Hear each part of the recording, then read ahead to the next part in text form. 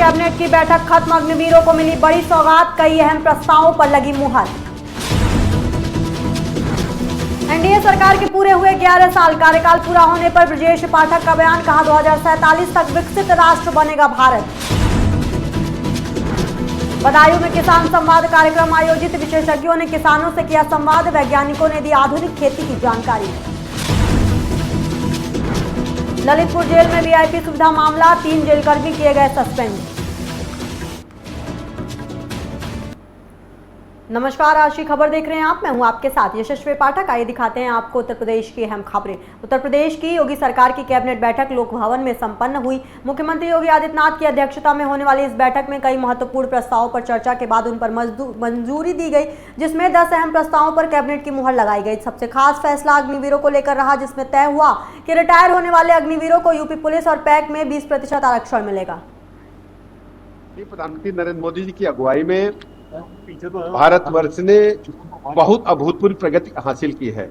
अंतरिक्ष विज्ञान से लेकर के चिकित्सा विज्ञान से लेकर के इंफ्रास्ट्रक्चर, मैं कह सकता हूं कि भारत आर्थिक मोर्चे पर आज बड़ी बड़ी महाशक्तियों को पछाड़ करके आज नंबर 4 पर है। और जब 2047 में हम भारत माता अपनी 100वीं वर्षगांठ मनाएंगी, उससे पहले दुनिया के अर्थशास्त्रियों का मानना है कि भारत विकसित राष्ट्र के रूप में स्थापित होगा और हम तीसरी बड़ी अर्थव्यवस्था बनकर के उभरेंगे। सर, 100 वर्ष के बाद जब रामलला विराजमान हो गए, तो अब वहाँ पर हुई संपूर्ण लीलाएं अलग अलग दिव्य और भव्य रूप में देखने को मिल रही हैं। और जो हम लोग श्री राम जन्मभूमि आंदोलन के समय नारा लगाते थे, रामलला हम आएंगे, मंदिर भव्य बनाएंगे, तो रामलला का मंदिर भी बन गया, भी बन रहा है और अन्य देवी देवताओं के भी मंदिर वहां पर बन रहे हैं। अभी स्वर्ण कलश देख करके छाती चौड़ी हुई। मैं श्री राम जन्मभूमि तीर्थ क्षेत्र ट्रस्ट के द्वारा जो लगातार यह प्रयास किया जा रहा है, उसके लिए उनको बधाई देता हूँ।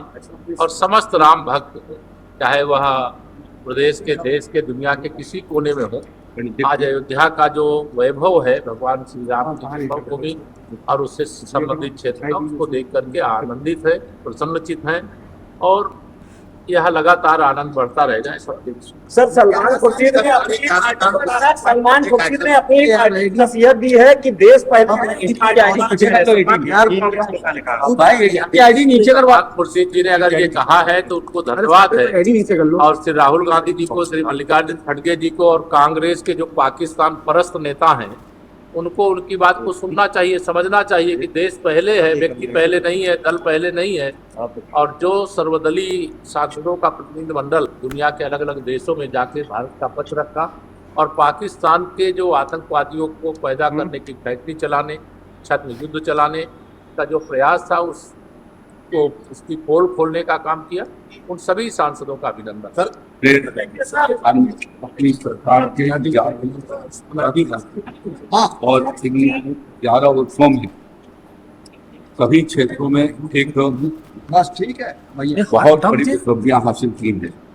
आज गरीब लोगों के पक्के आवास के निर्माण हो या उनके घरों के भीतर शौचालय बनाने की व्यवस्था हो, गांव को अच्छे सड़कों से जोड़े जाने की व्यवस्था हो, हाईवे, नेशनल हाईवे और एक्सप्रेस वे से उसको जोड़ा जाना हो, सारा कनेक्टिविटी के लिए एयरपोर्ट को ठीक कराई जाना और उसकी व्यवस्था को और बढ़ाया जाना हो, सभी जनपदों के भीतर मेडिकल कॉलेज के माध्यम से गरीब लोगों की चिकित्सा का समुचित प्रस्ताव से उसकी व्यवस्था ही किया है।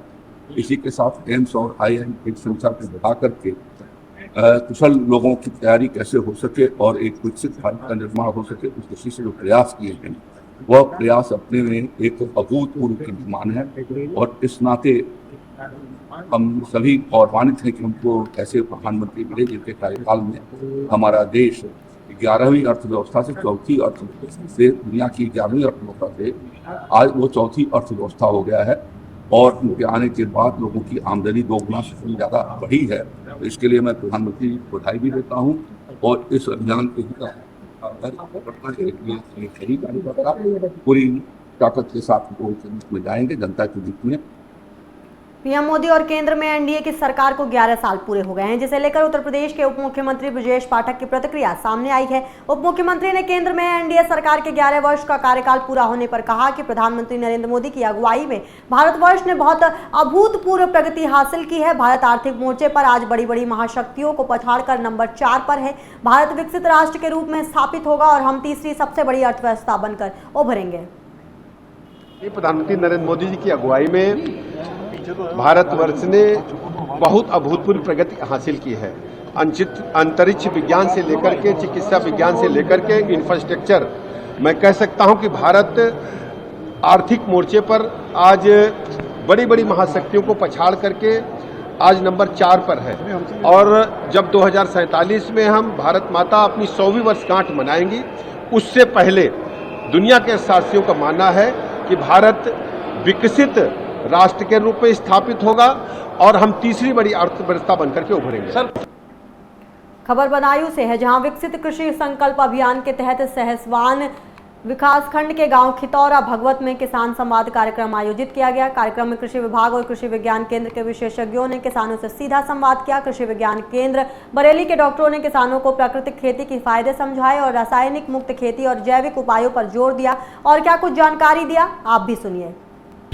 विकसित कृषि संकल्प अभियान के तहत भारत सरकार की मंशा है कि कृषि मंत्रालय के द्वारा एक अभियान चलाया जा रहा है, जिसमें जब हम फसली वर्ष होता है, ये 1 जुलाई से लेकर 30 जून तक माना जाता है। तो ये माना जाता है कि जुलाई से किसान अपने खेती के वर्ष जो है इसको शुरुआत करने जा रहा है। तो उद्देश्य सरकार का ये है कि सभी वैज्ञानिक, चाहे वो कृषि विज्ञान केंद्र से हों, चाहे वो ICAR इंस्टीट्यूट से हों, सारे IVRI बरेली से टीम आई हुई है, कृषि विज्ञान केंद्र से हैं और हमारे साथ बासमती निर्यात प्रतिष्ठान से श्री नेत्रपाल शर्मा जी भी हैं। तो सभी वैज्ञानिक किसानों के द्वार जाएंगे।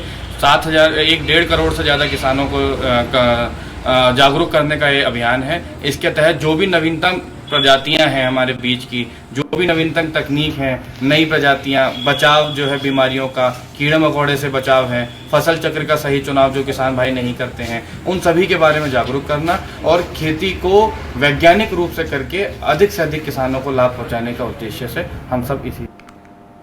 खबर ललितपुर से है, जहां जेल में पूर्व सपा सांसद रिजवान को VIP सुविधा देने के मामले में बड़ी कार्रवाई की गई है। 3 जेल कर्मी सस्पेंड कर दिए गए हैं, जबकि डिप्टी जेलर पर जांच बैठाई गई है। जिला विधिक सेवा प्राधिकरण की रिपोर्ट के बाद मंडलायुक्त और DIG ने निरीक्षण कर कार्रवाई के निर्देश दिए थे। वहीं सांसद की बैरक से गद्दा, पंखा, ब्रांडेड सामान और 30,000 नकद बरामद किए गए हैं। पीलीभीत के बरखेड़ा थाना क्षेत्र में एक 17 वर्षीय नाबालिग के साथ दुष्कर्म के बाद जहर देने से मौत का मामला सामने आया है, जहां पीड़िता के भाई ने सोमवार शाम को थाने में शिकायत दर्ज कराई। शिकायत के अनुसार 27 मई को गांव का रहने वाला एक युवक और उसका एक साथी पीड़िता को घर से जबरन उठा ले गया। दोनों ने बरखेड़ा कस्बे में ले जाकर उसके साथ दुष्कर्म किया और फिर उसके बाद आरोपी की मां ने पीड़िता को दूध में जहर मिलाकर दे दिया। इससे पीड़िता की हालत बिगड़ गई। उसे जिला अस्पताल में भर्ती कराया गया, जहां उपचार के दौरान उसकी मौत हो गई। मामले की जानकारी देते हुए प्रभारी थाना अध्यक्ष महेंद्र सिंह ने बताया कि तहरीर और पीड़िता के बयान के आधार पर मामले में अग्रिम कार्रवाई पर अमल किया जा रहा है। उसके संग बलात्कार करो। कितने लोगों ने? कितने लोगों ने? 3 लड़के लगभग। 2-3 लड़के थे? 2-3 लड़के थे। अच्छा, फिर क्या हुआ? लड़की फिर वो थाने गई। अच्छा, थाने गई, शिकायत करी। अच्छा, शिकायत करी फिर लड़की को बैठा लो हुआ। वो आए पकड़ के? नहीं, ये वो लड़के भी पकड़ के आए। अच्छा, फिर लड़के पकड़ के आए, दिन भर रहे, हम रहे, मगर हमें पुलिस ने रोज रात भजा दो। अच्छा, वहाँ मुस्कान को भीतर रखो। रख के बाद शाम को ले हमें बुलाओ, पूरे कागज पर दस्तखत कराए ले। अच्छा, और शाम को ले हमें लौड़िया दे दी, बस भजा दो। अच्छा, तेज बोलना, तेज बोलिए ना, तेज बोल। काम करे 17 तारीख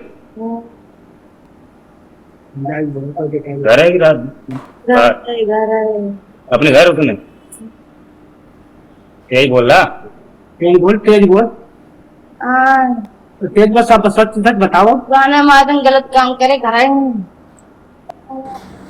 थाना बरखेड़ा में ग्राम भैसा ग्वालपुर में कल एक युवती के द्वारा थाने पे आकर ये बताया गया कि एक युवक और उसकी मां के द्वारा उनको जहर दिया गया है, जिसमें तत्काल उनको हॉस्पिटल में भेजा गया, जिसके बाद उनको बरेली रेफर किया गया, जहां उनकी मृत्यु हो गई। संबंधित प्रकरण में तत्काल अभियोग पंजीकृत करते हुए मुख्य अभियुक्त को गिरफ्तार कर लिया गया है।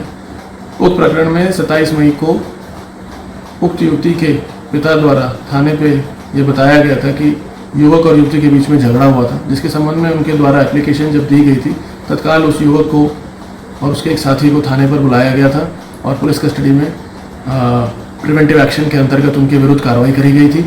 बाद में उनके पिता के द्वारा ये लिख के दिया गया था कि वर्तमान समय में झगड़ा हुआ था और कोई कार्रवाई वो नहीं चाहते, परंतु कल जब इस प्रकार की सूचना प्राप्त हुई, उसमें तत्काल अभियुक्त की गिरफ्तारी की गई है और अग्रिम कानूनी कार्रवाई इस प्रकरण में की जा रही है।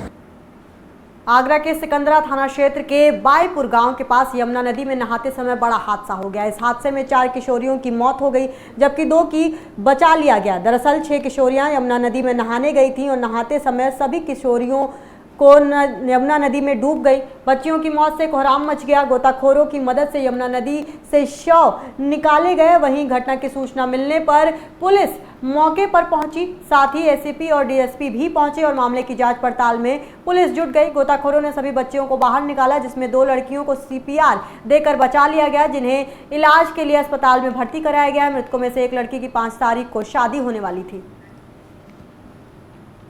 बरेली के थाना किला पुलिस को बड़ी सफलता हाथ लगी है, जहां पुलिस ने किला क्षेत्र में 30 मई को हुई महिला से लूटपाट की घटना का खुलासा किया है। खुलासा करते हुए बरेली पुलिस ने 4 शातिर बदमाशों को पुलिस मुठभेड़ के बाद गिरफ्तार कर लिया। मामले का खुलासा करते हुए पुलिस ने बताया कि पुलिस टीम ने तत्परता दिखाते हुए आरोपी की घेराबंदी की। खुद को घिरा देख बदमाशों ने पुलिस पर फायरिंग कर दी, जिसमें एक पुलिसकर्मी भी घायल हुआ है। जवाबी कार्रवाई में एक बदमाश के पैर में गोली लगी और उसे घायल अवस्था में गिरफ्तार कर लिया गया। इन बदमाशों के कब्जे से लूटा गया सामान, 2 तमंचे, कारतूस और घटना में प्रयुक्त 2 मोटरसाइकिलें बरामद की गई हैं। ये 8 वर्षीय विराट यादव नाम का एक बच्चा है, जो कि संजय नगर कॉलोनी में रहने वाला है। वो 30 तारीख को पिछले माह ये मिसिंग हुआ था। इसके संबंध में थाना बारादरी पर एक गुमशुदगी का मुकदमा इसमें लिखा हुआ था और उसी क्रम में तलाश में आज जो है उनके परिजनों के द्वारा भी और पुलिस के द्वारा तलाश की जा रही थी। आज उस बच्चे की डेड बॉडी जहां आप मौजूद है इस मोहल्ले में, यहाँ पर एक सीवर के जो टैंक बना हुआ है उसमें बच्चे का शव मिला है। शव को निकलवा के पोस्टमार्टम के लिए भेज दिया गया है और आवश्यक विधिक कार्रवाई की जा रही है इसमें। उत्तर प्रदेश के अहम खबरों में बस इतना ही। बाकी के अहम खबरों के लिए आप देखते रहिए आज की खबर।